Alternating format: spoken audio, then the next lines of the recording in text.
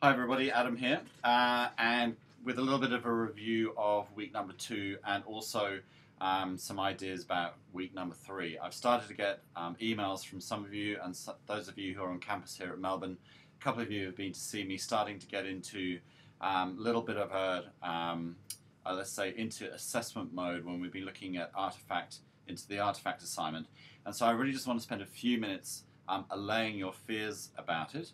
And giving you some background to it and also some hints as to the way you might want to be thinking at this stage. Remembering that on Thursday of this week we're going to be having an Adobe Connect session which you can join in live or watch retrospectively. And then as of week 4, 5 and 6, that's when we'll, I think 4 and 5 and then the holiday week, that's when we're going to start to really sort of think about that assignment a little bit more. The way I'm going to be looking at the unit this time is I'm actually going to be running through the unit itself.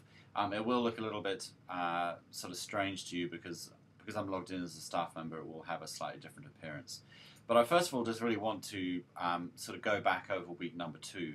And so the key to week number 2 was a defining of creativity and imagination in education. And the way that we did that is that we engaged in a number of readings. The TED video by Ken Robinson. Many of us have seen it probably hundreds and hundreds of times, but it's a goodie, and he really gives us some food for thought.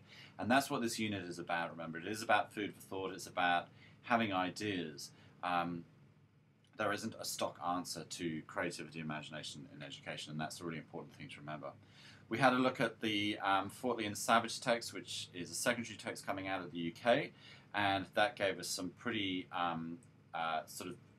strict ways of looking at creativity and imagination in a way. So I have used on one of the forums along the line this week this idea of a subjective flight of fancy. And what I mean by that is that creativity, as we now all know, having gone through week number 2, is not confined to the art room. In fact, I would like to argue that the word creativity should be taken out of the art room because it kind of, in a way, causes more damage than it's worth. Because creativity and imagination is in everything that we do, and it's important to understand that it has a massive place, in a math class or a science class or history or PE, whatever it may be. It is not just confined to the art room. And I think this is where some of us are getting a little bit anxious about the artifact assignment, but I'll go on to that momentarily. There was also the Richards reading, which I've seen some of you have been having a look at. A little bit more challenging maybe, but if you want to read it and you've got the time to engage with it, again, it's a real goodie as well. And in fact, that whole book that Richards has edited has got some really key readings in, which we'll be looking at throughout the semester.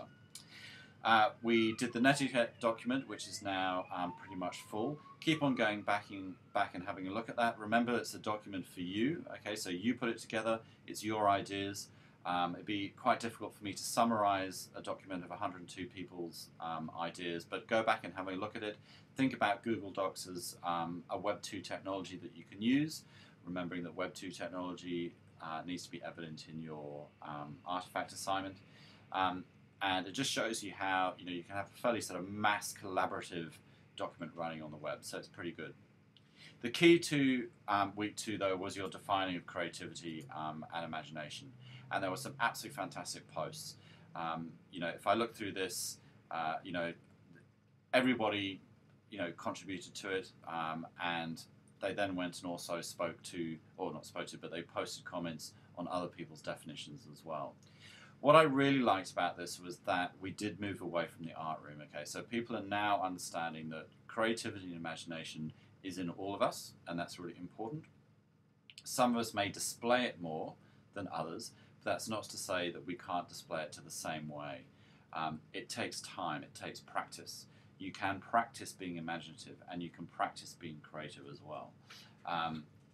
We'll have a short amount of time in the remaining 10 weeks of the semester to do that, but because you have a fear of not being creative at the moment doesn't mean that you're not creative, and I really want you to understand that. Unfortunately, I can't give you a test that is going to prove that to you. You need to believe me that you are creative, and you need to believe me that this idea of a creative behavior or an imaginative behavior will build. It will increase. You need to give it some time. So in terms of the stage 2 salmon model, everybody was sharing a bit of information. Everybody was affirming everybody else. In most cases, posts were constructed really well. Be careful about emoticons. Be careful about making it posts really, really idiosyncratic. You need to make sure that what you're posting is going to make sense to the masses. So before you post something, you might want to store it as a draft, or you might want to write it out on a Word document and post it a few minutes later, or even an hour later, or even a day later. Okay, it's not a competition. It's not a competition to see who can post things the quickest or whatever. What I'm looking for is really mature, considered opinions being given online. Okay, so that is part of this unit. But creativity and imagination in terms of your definitions are absolutely fantastic, and you'll want to go back and refer to them. Okay, don't just forget that as an e-tivity. Go back and refer to them. It's everywhere. It's a behavior. It can be manifested. It can be promoted. It can be developed. It can be enhanced. It's not a one-stop shop, so you're going to want to have to come up with ideas and refine them, give them a go. Some of them won't work. Some of them will work. Keep that in mind, and you'll be absolutely fine as we move into week number 3. Okay, so we will now move into week number 3. Okay, so the e-tivity has been set up, and it's very interesting that to date, Tuesday afternoon, nobody has completed it yet. Usually by this stage would have quite a few having completed it, and I'm hoping that's because the unit is now ramped up a notch and it's a little bit more challenging. Okay, so what you're being asked to do is making you think a little bit more, and that's really important. So there are a number of aspects to week number 3, and there are some readings, and there's also a forum as well. Now, remembering that I'm looking at this unit as a lecturer's point of view, so I can see a little bit more information in there that you can. But basically what you'll be able to see at the moment is the Runco reading. You'll be able to see the Mazo reading, you'll be able to see the Cheek Sent Me High reading, and you'll be able to see one Forum 3A, which is the one for your specific cohort. You'll be able to see the Forum 3B, which is the response to text if you want to, and the Open General Discussion Forum. And then under the Week 3 activities, you'll see the tasks and e-tivity and the Adobe Connect session for Thursday. And up at the top here, I've got a bit of an introduction about the week, and then how I want you to think about your e-tivity. Seems that the e-tivity is making a lot of you think. So the e-tivity is a project brief, and a project brief means it is an idea. Okay, it is this is a project I'd like to complete, and this is my idea about how I'm going to do it. Doesn't mean that that project is then set in stone. Okay, this week is all about putting an idea down as a post, refining it, looking at some others, sharing some ideas. Okay, you're in a forum with your cohort, so the fourth year upgraders are with them, with the other fourth year upgraders, BTBA students are with the BTBAs. I want you to keep this quite contained for this particular week. So you're thinking about your digital artifact. Go and have a look at the digital artifact information, which you'll find in your assignment module, and click on details of your digital artifact. It's got the criteria, it's got the details, it's got everything that you might want to think about doing. Okay, I've had a couple of emails today with people saying, tell me what I need to do. I'm not going to tell you what you need to do. It's all in there. You need to think about it. Okay, put an idea down. If it doesn't sound right, mold it a bit. Look for somebody else's opinion, and you'll get there. And this is what it's about. Remember, if you set something like this for your students, okay, would you want them to come back to you in 2 seconds flat and say, I can't do it, what am I meant to do? You want them to get their brain cells challenging, and that's what I want challenge. That's what I want to happen to you as well, and I know that you can do it. So, you're in a safe environment. You're not going to fall over and be ridiculed or anything like that. I just want this week, I want to see that you're thinking about it, okay? Go back and think about, what do I now know about creative and imaginative behaviors, okay? And how can I turn that into evidence that I have employed those behaviors? Does it mean that I need to go and do a painting and put it in an art gallery? Absolutely not, okay? It means that you have thought of a problem that needs to be solved. So you've either got problem resolution, or even better, you've got problem identification and then problem resolution. And how are you going to use technology to make that come together for you? Yep.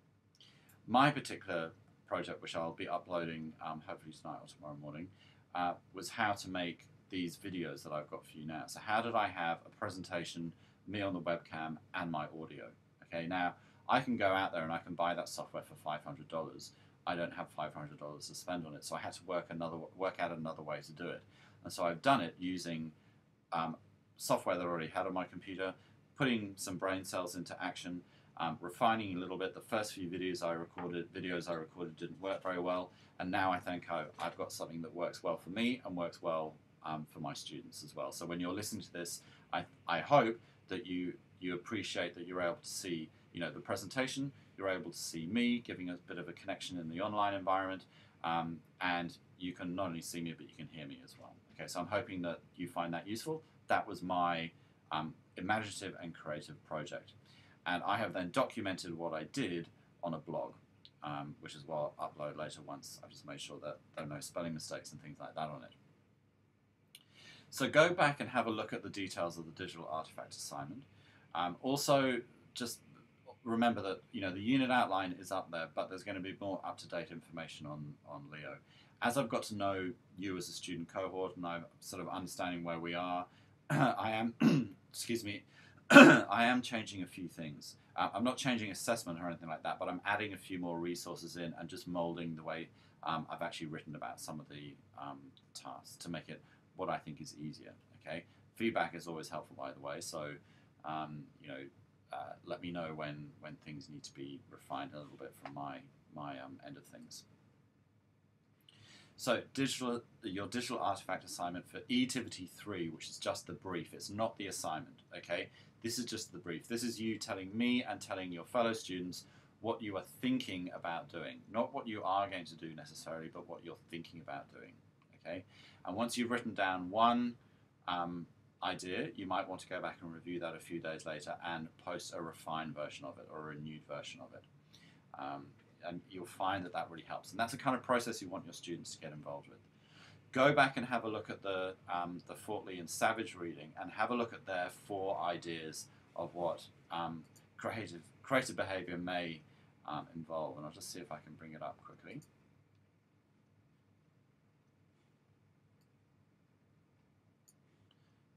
Okay, so if we have a look at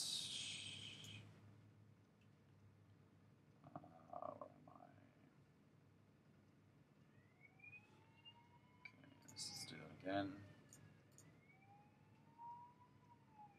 Okay, so I'm just bringing up that reading because there is a really good example somewhere. So if I go to page... Okay, if you have a look at breaking down the stages on page 2, they talk about preparation, incubation, illumination, and verification. Okay, you might want to go back and have another read of that and see how it applies to you. It's this idea about making mistakes, and slowly refining what's going on. Also go and have a look at a reading by Anna Kraft. I haven't put it up, but I'll try and find a copy for you. Kraft spelled C-R-A-F-T, rather aptly for this unit. And she talks about big C creativity and little c creativity. Okay, so big C creativity is when people have created something that's changed the world. Little c creativity is about what we do.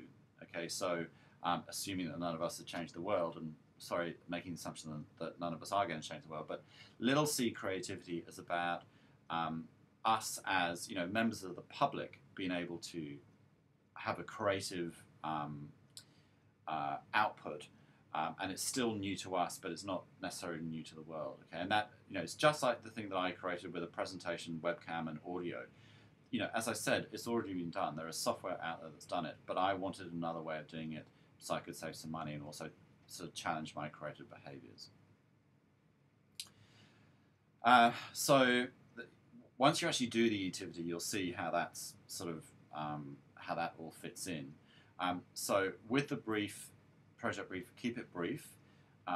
You will get your marks on the fact that I can see that you really are thinking, not on how amazing your proposed creative project is going to be. Okay, I want to see your ideas coming through. So think back to what it is to be creative and what it is to be imaginative, having now redefined all of that, and how can you implement that into what you do for this project. Okay, that's what I want to see this week. And then as of weeks 4 and 5, we can hone that a bit and really start talking about how you're going to put that project together. So keep up the good work. I do want to just remind you about the salmon 5 stages and start having a look at stage 3. Don't be tempted to fire off posts because you're unsure of something. Think about it before you post it. Think about think about the unit as a whole. Okay, so think about it as a community of practice. Jessica Nelke will be able to tell you all about this. We're operating this together, and our common interest is having a successful time in the unit. And so if messages start to be posted that perhaps are a bit panicked, or you're firing off a question before you try to find the solution yourself, it's actually a bit undermining. We don't want to undermine anyone. If you've given something a really good amount of thought and you're still struggling with it, by then you can construct a post that is inquiring and asking for assistance without sort of a frenetic aspect to it. So just think about what you're posting first of all. I am liking that you're spending more time thinking about things in this week. And finally, remember that nothing is here to trip you up, okay? This assignment is not there to trip you up. It's meant to be challenging. The reason why creativity and imagination scare us is because we're not sure how to deal with it. So to start dealing with it, you have to challenge yourself, and you've got to step over that line of going, what am I meant to do? So this week is about that. Okay, this week is worth 3% as an activity. So put that into perspective. I'm not asking you to write a thesis about creativity and imagination. I'm asking you to think about it, okay? And I'm asking you to pop your ideas down into the discussion forum, get ideas back from other people, and start refining what you're doing. Keep up the good work. I'm really pleased with everybody so far. It's absolutely fantastic. I'm really enjoying the unit. I hope you are. Any questions, let me know through the...